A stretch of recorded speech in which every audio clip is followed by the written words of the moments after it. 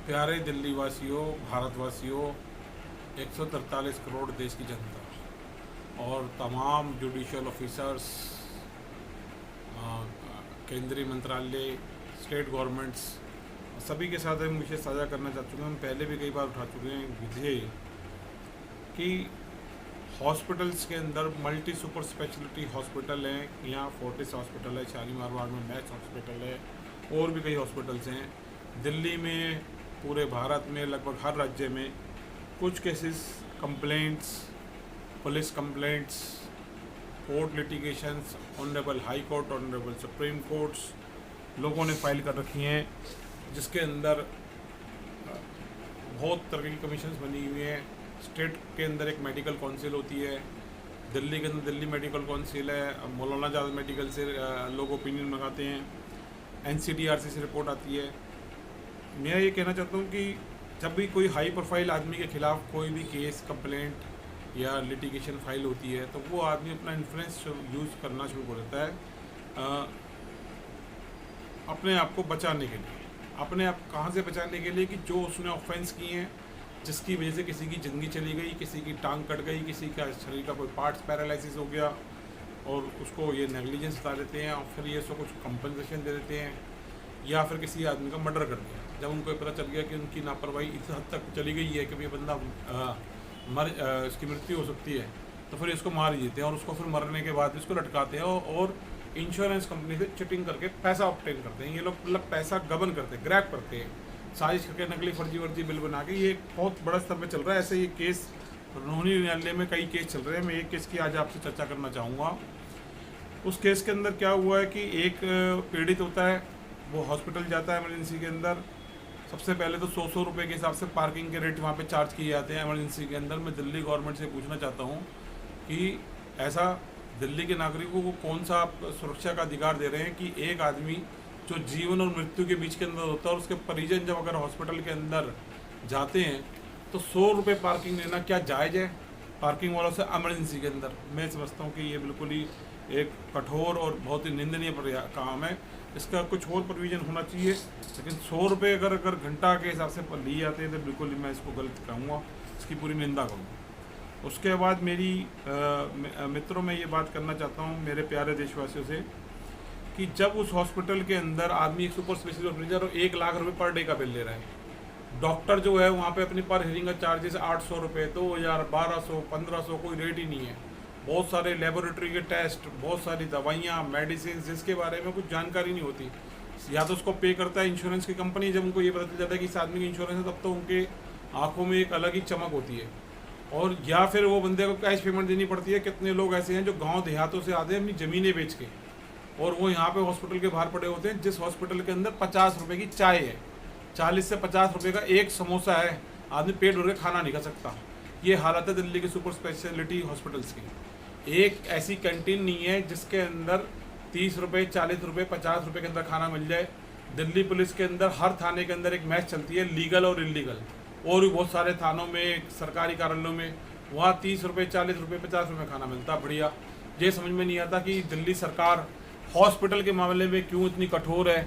एक तरफ तो दिल्ली सरकार बात करती है कि हम फ्री इलाज दे रहे हैं, हम फ्री बिजली देते हैं, हम जनता के साथ हैं, हम उनको फ्री ट्रैवलिंग कराते हैं, और जब इन सुपर स्पेशलिटी हॉस्पिटल्स के अंदर पहुँचते हैं, क्या यहाँ पे की तरफ कौन सा आदमी पहुँचता है? यहाँ पे जिनकी इंश्योरेंस होती है, जो ESI का इलाज करते हैं, एक मजदूर पहुँचता है वहाँ पे, एक पुलिसकर्मी पूछता है जो कहता है कि पुलिस 85,000, 80,000 कर्मी हैं जो अपना इलाज वहाँ जाकर फ्री कराते हैं, वो लोग पूछते हैं वहाँ पे। मैं ये बात रखना चाहता हूँ कि जब वह हॉस्पिटल में जाता है तो क्या उसका अधिकार नहीं है कि वो और उसके जो परिजन हैं, जो एक किसान है, 58 करोड़ इस देश के अंदर किसान हैं, जिसमें से 57 करोड़ आदमी गरीबी रेखा के नीचे हैं, जिनके पास लाइट के लिए साधन नहीं है, जो से इस देश के अंदर 80 करोड़ लोग, प्रधानमंत्री की जो स्टेटमेंट है मीडिया के अंदर, 5 किलो राशन के लिए सरकार के ऊपर निर्भर हैं।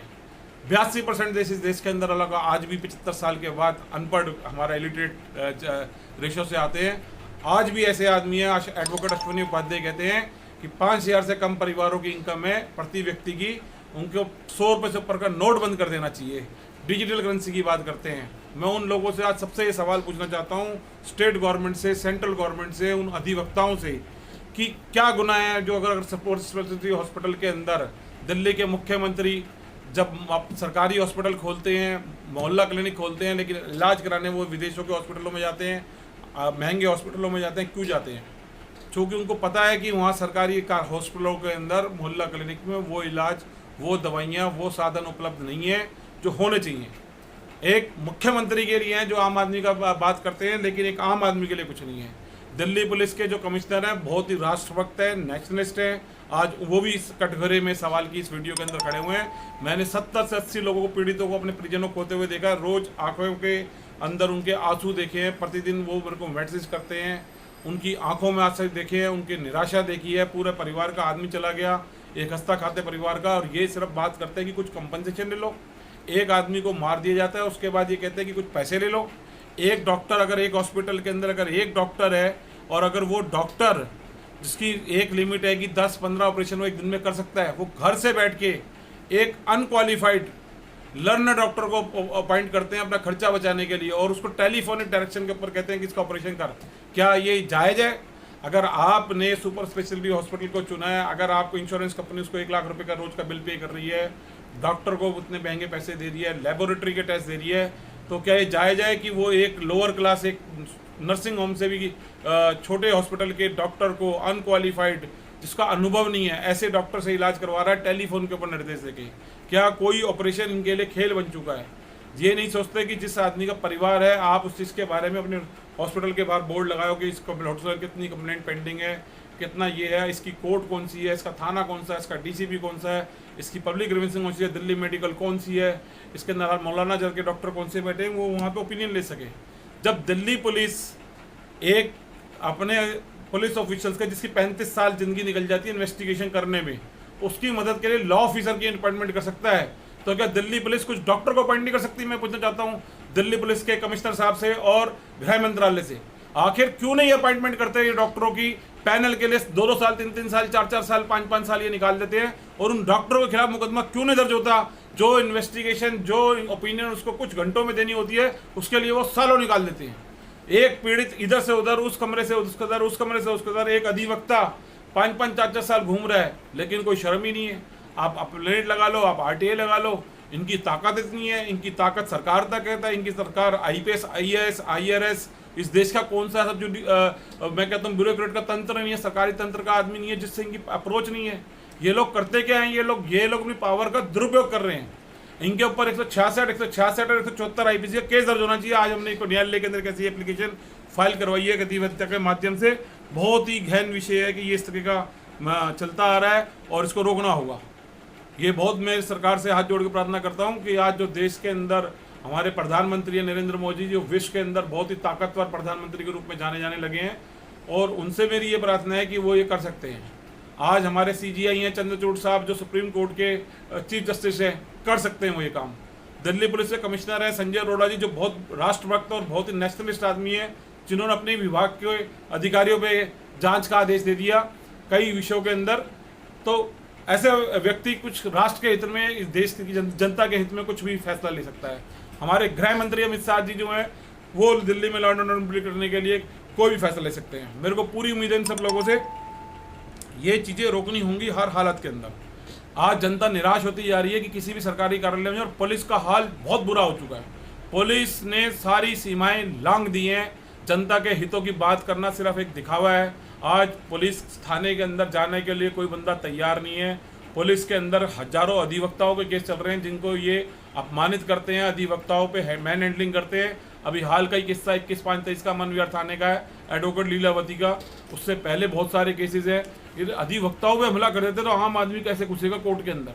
ये अधिवक्ता उन अधिवक्ताओं पे हमला करते हैं जहाँ पुलिस को रोज जाना होता है, जहाँ इनकी गैदरिंग भी 10,000 के लगभग होती है, 8,000 के लगभग होती है। तो जाके ये अपने थाने के अंदर 150 आदमी इकट्ठे होकर एक अधिवक्ता पे हमला कर देते हैं, उसके सबको अपमानित कर देते हैं और केस कोर्ट में आ जाता है। ये चीज़ सोचनी चाहिए कि पुलिस अधिकारियों के खिलाफ जो आदमी प्रॉपर इन्वेस्टिगेशन नहीं करते, उनके पास मुख्य मुद्दा ये होता है कि हमें डॉक्टर की समझ नहीं है। अगर आपको डॉक्टरी के माध्यम की समझ नहीं है, तो जब मकान का कहीं निर्माण हो रहा होता है, किसी भी तरीके का निर्माण, तो आप एमसीडी को, डीडीओ को लिखते हो कि यहाँ पे निर्माण हो रहा है, इसकी लीगल इलीगल की आप जांच करें। वहाँ फ़ौरन 2 नंबर का फार्म भर के ये भेजते हैं। लेकिन ये कभी भी 2 नंबर का फार्म भर के किसी सरकारी हॉस्पिटल में दिल्ली के हेल्थ सेक्रेटरी को, भारत के केंद्र सरकार के सेक्रेटरी को दिल्ली पुलिस लिख के नहीं भेजती। कि ये कंप्लेंट हमारे पास आई है, हमारी ये ओपिनियन है, ये हमारे को ऐसा लगता है कि इसकी जांच करो आप, और इसकी जांच हमारे को 15 दिन 20 दिन के अंदर दो। कभी नहीं दिल्ली पुलिस ने, आज तक मेरे को तो कोई न्यायालय से पता नहीं चला कि दिल्ली पुलिस ने इस पावर का इस्तेमाल किया हो, फार्म नंबर 2 के अंदर उसको इन्फॉर्मेशन दी हो कि इसके अंदर कार्रवाई करें और अपनी जल्द ओपिनियन हमारे को भेजे, ताकि हम मुकदमा दर्ज कर सके। जो ऑनरेबल सुप्रीम कोर्ट की जजमेंट है ललिता कुमारी की, जिसके अंदर ये साथ साथ बात कही है कि कोई भी कॉग्निजेंट ऑफेंस रिवील होता है तो ये FIR दर्ज करने के लिए बाउंड डाउन है, तो ये कर सकते हैं ओपिनियन लेके। लेकिन सालों सालों से केस चलते हैं, एविडेंस कलेक्ट नहीं करते। जब इनके पास कंप्लेंट आती है, उस कंप्लेंट की साक्षात सच्चाई को जानने के लिए CCTV फुटेज, CDR कंपलसरी होना चाहिए। केस ही कितने आते हैं जहां हॉस्पिटल के खिलाफ लड़ने की हर आदमी हिम्मत नहीं करता, कोई सरकार मदद करने को तैयार नहीं है, उनको कोई लीगल असिस्टेंस देने को तैयार नहीं है। बहुत हालत ख़राब है। ऐसा लगता है कि सरकार की जो मानसिकता, जो सोशल एग्रीमेंट होता है सरकार का, जब हम वोट देके किसी सरकार को चुनते हैं, उस सरकार को सरकारी एजेंसियां और सरकारी एजेंटों का चुनती है, तो ये उनकी कमी है। उनकी जिम्मेवारी है कि न्याय हमारे को मिले।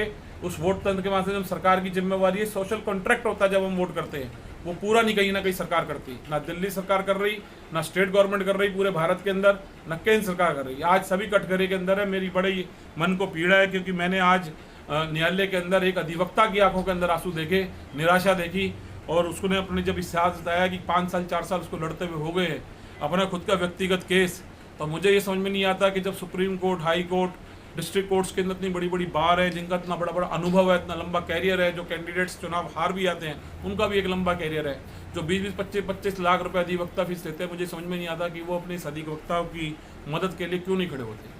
वो व्यक्ति यहाँ कोर्ट के अंदर आ रहे हैं, जा रहे हैं, कोई उनकी मदद नहीं हो पा रही, कोई उनको आज तक रिलीफ नहीं मिल पा रहा। मेरे को समझ में नहीं आता कि ऐसा इस देश में कब तक चलेगा।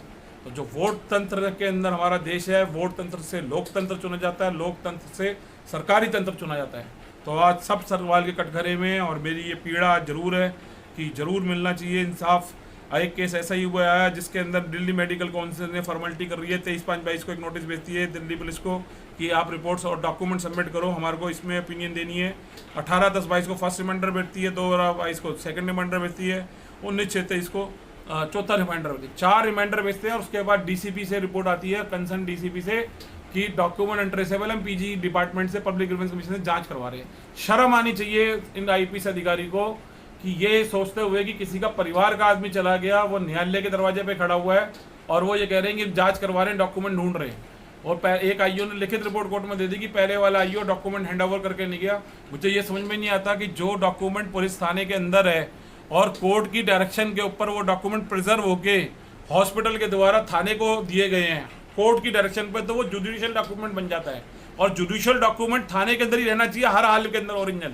उसकी फोटोकॉपी कोई भी कहीं ले आ सकता है, लेकिन ओरिजिनल डॉक्यूमेंट IO के पास गायब है। लिखित रिपोर्ट न्यायालय के अंदर लगी हुई है, और कोर्ट के अंदर व्यक्ति बोल रहा है कि 409 का केस दर्ज करें, 201 का दर्ज करें, डायरेक्शन पास करें, departmental administrative inquiry, contempt of court की प्रोसीडिंग इनिशिएट हो जाए।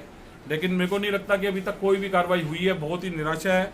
और 18 महीने से ज़्यादा इस विषय के अंदर 18 क्या कहते हैं 20 महीने हो चुके हैं, और अभी 4 महीने के बाद और बहुत सारे सबूत नष्ट हो जाएंगे। अब देखते हैं क्या होगा, कैसे होगा इंसाफ की बात। मैं उन सभी पीड़ित लोगों से भी बोलूँगा कि प्रयास करें। मेरा नाम AK गुप्ता है, मेरा मोबाइल नंबर है 9211566938 9211566938। इसके लिंक पर भी जाएंगे। लाइक शेयर सब्सक्राइब करें हमारे चैनल को। और अगली वीडियो के अंदर हम और बहुत सेंसिटिव बात लेके आएंगे कि इस हॉस्पिटल के अंदर करोड़ों रुपए के फर्जी बिलों का फर्जीवाड़ा। हमने एक हॉस्पिटल की बात निकाली है सुपर सेशन में, करोड़ों रुपए के फर्जी बिल जो कि इंश्योरेंस कंपनी से अप्रूव करा के इन्होंने स्कैम किया। जल्दी से वो भी हम घोटाला सामने लाने का प्रयास करेंगे।